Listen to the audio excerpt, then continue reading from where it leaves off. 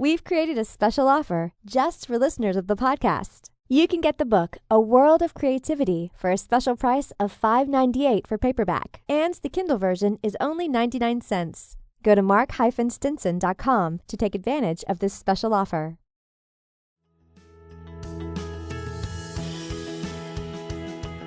Tap into your most original thinking. Organize your ideas and create the opportunities to launch your creative work.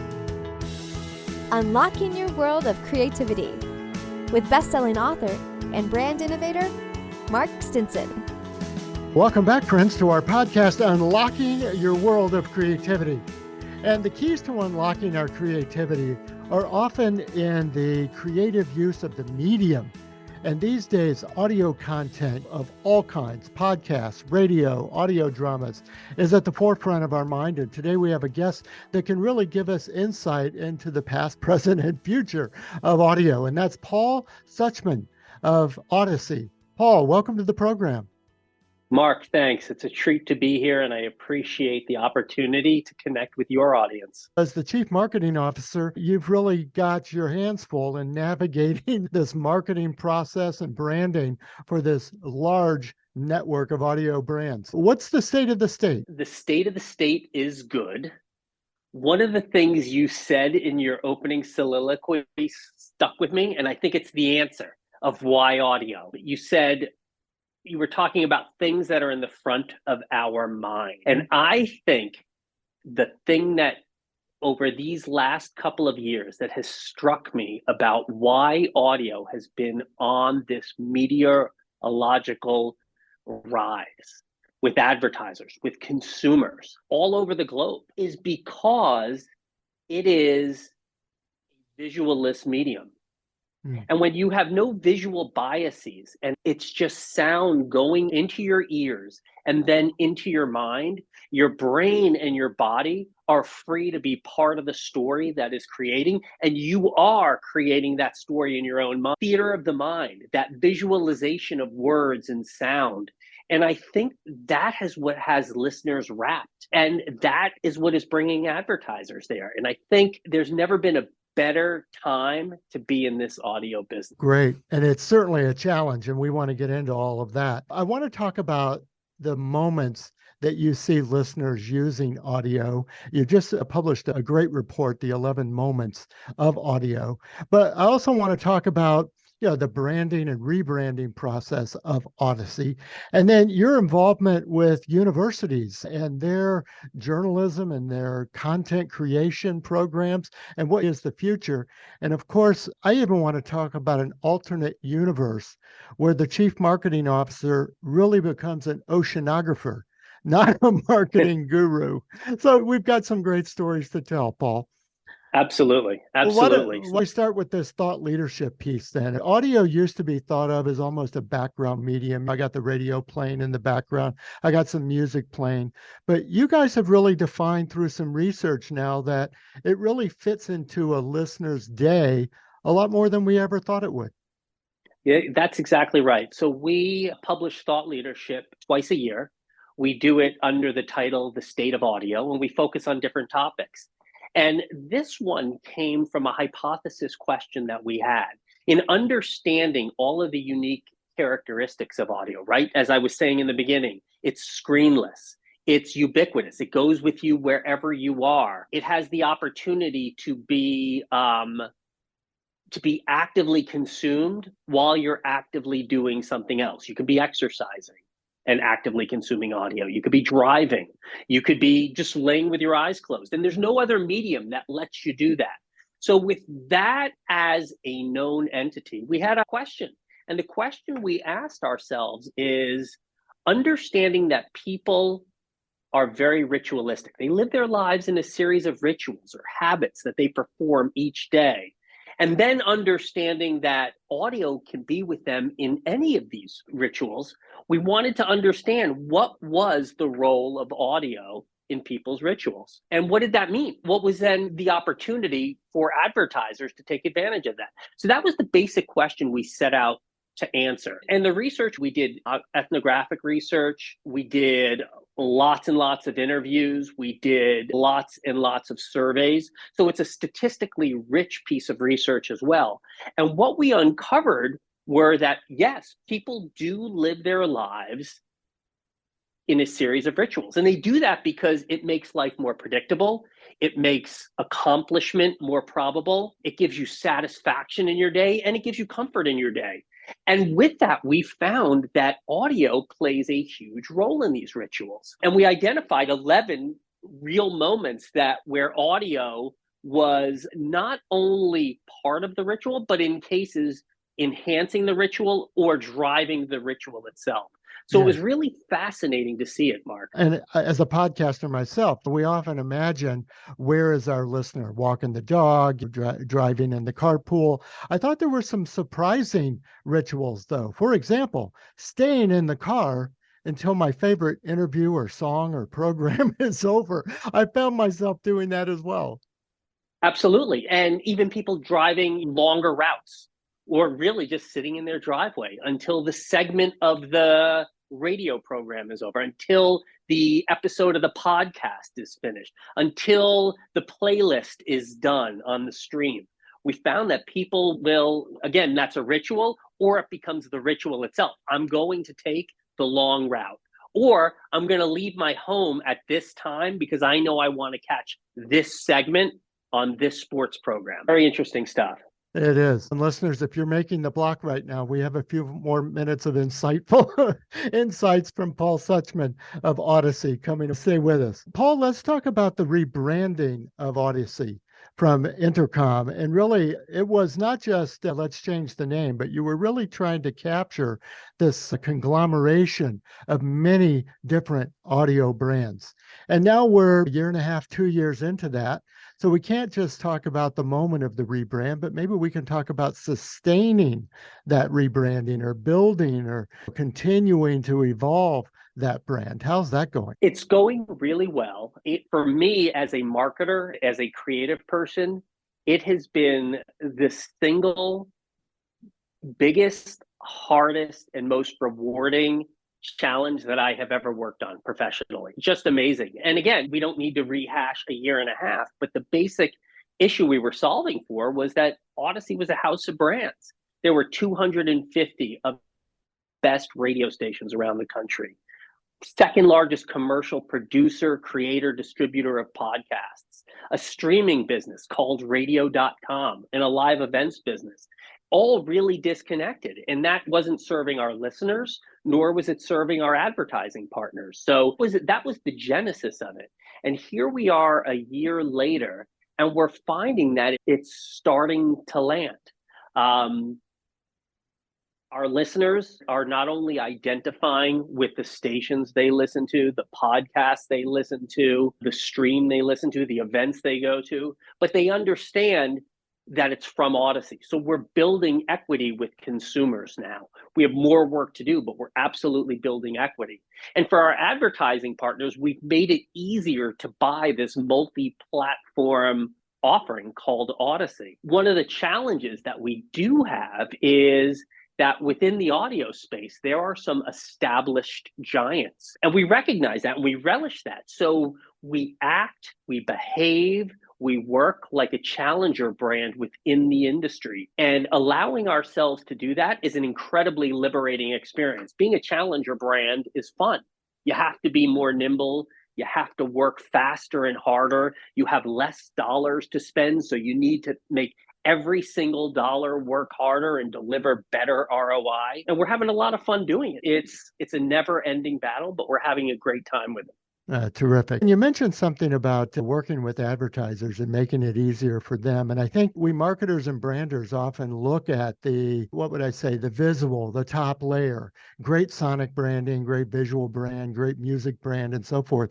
But you're talking about the under the hood operational stuff that really is the brand experience for your business partners. I'd love to hear more about how you've created that experience for the business and advertisers. Absolutely. What we recognize about our listeners, our advertising partners, they love our content, they love our brands, they love our hosts, they love our personalities, But at the end of the day, they are really on our platform to connect with our audience, to connect with our 200 million listeners in very meaningful ways. And they believe in audio for all the reasons we just talked about with the research. People are so engaged with the medium. And when they're deeply engaged with their content, they're more receptive to advertiser messages. So finding ways for advertisers to insert themselves into the content, into the hosts, into the brands, into the programs in really additive, meaningful is the promise that we deliver to our advertisers. And the second thing that we recognize is that audio consumption varies throughout the day. People are listening over the air to AM, FM radio. People are listening on the app. They're streaming their favorite station, or they're streaming an exclusive channel, or they're rewinding and listening to a different show, or they're consuming a podcast. So we know that listening varies on device. And by the way, of course, they're listening in their car, they're listening on smart speakers, they're listening on their phone, they're listening on their laptop, they're listening on virtually every device. The idea of the brand, bringing it all together under the brand for advertisers, is that we can be with those listeners throughout every single part of the day across virtually every device whenever our listeners want to be with us. And that is really compelling to our advertising partners. Yes. And the metrics have certainly evolved over the years. It used to be just, what are the ratings? Let's look at the quarterly book and see what the ratings are of the station. Now, streams and downloads and infinite number of metrics. And of course, you mentioned what a tough market this is. Wall Street gets a vote in this too, and they sometimes can be punishing. But as you look at this dashboard of metrics, what's on your... It's a great question. When I look at that dashboard of metrics, we hold ourselves accountable to our advertisers. The audio game in and of itself has changed from a discussion of reach to one of reach, frequency, and precision. So we're holding ourselves accountable to the same reach metrics that really put radio on the map in the very beginning, capital R radio. We're holding ourselves accountable to those frequency metrics as well. But now, with so much of our content being delivered digitally, we are able to target audiences and measure how that advertising is resonating and performing with precision that we never had before. So we have precision metrics that sit on top of that. So that's ultimately the scorecard. When you get away from the revenue, we're a public-facing company, we need to grow revenue.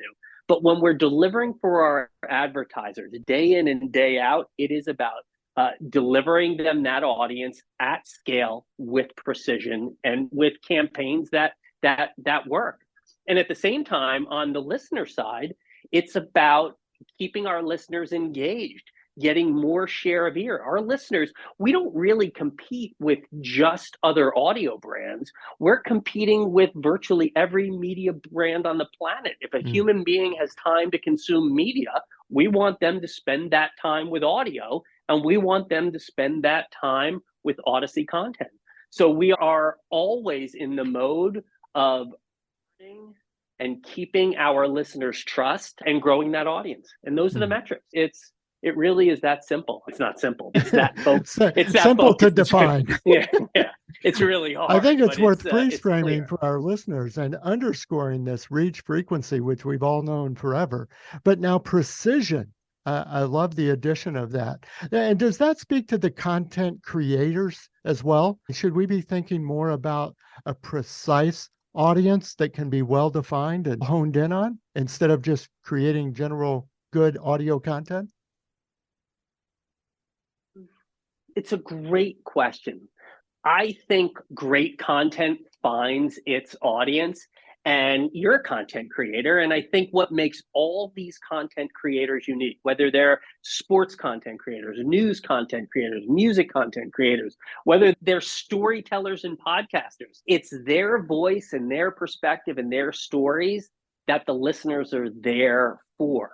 I think the question becomes, how do you connect the right brands in the right moments to that content versus somebody changing their story, changing their personality to fit the advertiser mentality, because then they're not going to be authentic anymore and smart. People will see right through that.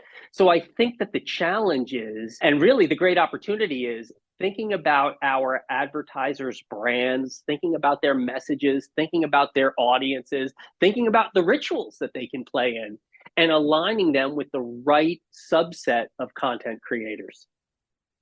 Very helpful. Very encouraging, really, for content creators. And maybe that leads me to my question about the future, both for audio content and these audio content creators. You have a unique vantage point in working with a couple of boards of universities. What is your sense of the future content creators coming up, and how the universities are training them, or how they're driving what they need to learn? What's your viewpoint on it? My viewpoint is going to be very biased because I grew up in that creative world. And I still believe in my heart that great creative, great work, great content is the great differentiator. And there will always be a premium on that, as well as great storytelling. And what I see in getting the opportunity to work with universities, and I assume you're talking about C and the University of Oregon. That's right. Have the great privilege of spending time with students. And I will tell you, there are some really smart, passionate people in the university system right now. And there is a love of great creativity and a love of storytelling. And one of the things that always sticks with me is I come in and the conversation starts as an audio conversation. But what you're seeing is that these people are so digital native and so fluid that they can move between a broadcast to a digital to an audio to a TikTok to a Facebook to an Instagram to a Twitter Spaces to back into a radio conversation really seamlessly. And I think they are putting the premium on the story itself and telling it across the best medium to tell that story and telling it across all mediums. And by the way, I think that is probably underscored too by the way you're seeing talent out in the marketplace doing the exact same thing.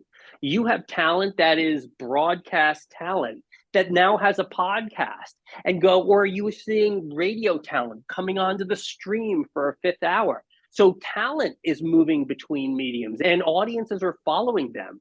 So I think that students, the universities that I have the great privilege of spending time with, they absolutely love audio. They see it as a critical tool in their war chest. They see it as the great place to tell stories. And they see it for its role in the larger media ecosystem. And I love that passion being the fuel, whatever they want to get out. Yes. Let's go back a little ways in your story, Paul. I read a great profile in Adweek magazine that said, oh my gosh, you could have been an oceanographer, that you had a passion back in the day. And there must have been a fork in the road moment. But you had once said, hey, maybe I'll go to a school for oceanography because of love of ocean. And did I read this right? Sharks in particular. That's right. And I will tell you something. Nobody believes it, Mark. I don't expect you to believe this because nobody has. And I've said this dozens and dozens of times. But Shark Week was my idea. I had it before there was a Shark Week. Yeah, I love that. Yeah, and those meanies at Discovery took it away from me. But when I was a student, so I went to USC, which is why I connected to that university. I have a deep love and respect for it. I had a dual major. I was majoring in integrated marketing, which I hate dating myself, but integrated marketing back then meant something very different than it does today, and ocean sciences. And my plan was I really wanted to make films about sharks. I wanted to go to film school. And when I graduated from school, I had taken all the biology prerequisites and I was going to go to Scripps in San Diego and study ocean sciences, study marine biology and study film. And instead, I wound up pushing it a year and taking a surf trip with some friends. That was supposed to be just a couple of months, but it turned into a year. Almost a year and a half. And that's another story. And when I came back, my folks said, that's wonderful. You went and did that. You need to go get a job now. You need to start to work. So I kept pushing that dream down the road while I went and built a career so I could live and eat and have a car and do all those things that you need to do when you get out of a university environment. And all of a sudden, I started to really fall in love with the craft of advertising and marketing, and I just went full on to do that. If I could go back, if I could get in the way back time machine and go, I think I would pursue the oceanography thing and It's fun to filmmaking. think about. Yeah, That's yeah, great. and it would have been a very different life. Paul, what a great conversation. I can't thank you enough for sharing both your experience, your insights, and this idea of passion. And I guess I'd love to close on this, Paul, and that is a lot of times in this podcast, we talk about the tools and techniques and methods and so forth. It does come down often to the confidence to get our work out. We believe in the story, but sometimes we're just, should I hit the publish button? Should I produce the podcast? It is a commitment. Should I reach out and make those connections? What is your view on this, and what encouragement could you provide our listeners in the area of confidence? I think that, again, another really good question. I think that there are so many stories that still need to be told. And there's so many different perspectives out there that it's important that we do tell that story. And particularly in audio, when you're putting those stories out there, you may not be sure who you're connecting with, but there's lots of like-minded people out there who want to hear the story, who want to experience the content, who need to hear it. And I think that we, as storytellers, as content creators, as creatives, we need to be strong and tell those stories and have the confidence in our voice and our storytelling to do that. And we're going to continue to get better at it. We're going to continue to evolve. And we'll get tomatoes thrown at us, and that's okay. There's no failure. There's just opportunity to learn. There's nothing like a good story, a good piece of content. And audio is just such an amazing medium to do it. And I go back to what I said at the beginning. You have theater of the mind on your side. You can bring listeners into your story and let them take that story and make it their own. And there's no other medium that lets you do that. I couldn't be more excited about this next generation of content creators. Oh, fantastic. Thanks for sharing that excitement with us. My guest has been Paul Suchman, Chief Marketing Officer of Audacy. Paul, thanks again for coming on the show. Mark, thank you again for having me. And we'll put all the links to Paul's profile and Audacy in the show notes as well. And listeners, we travel around the world, certainly, but we also travel around the world of different creative outlets and mediums and passions. We talk to restaurateurs, we talk to scientists and inventors, and of course, authors and songwriters. And imagine all of these people having a story that they could tell on audio. I think Paul's given us the idea and maybe the encouragement to tell our story and share that passion with the rest of the world through audio content. And we really appreciate Paul being a guest. So come back again next time. We'll continue our around the world journeys, talking to creative practitioners everywhere about how they get inspired, how they organize those ideas, and most of all, how they gain the confidence and the connections to launch their work out into the world. So until next time, I'm Mark Stenson, and we're unlocking your world of creativity. See you soon. Unlocking Your World of Creativity with best-selling author and brand innovator, Mark Stinson. This program was produced by BSB Media, creators of IntelliKey Leadership Stories, Unlocking Your World of Creativity, and thepeaceroom.love.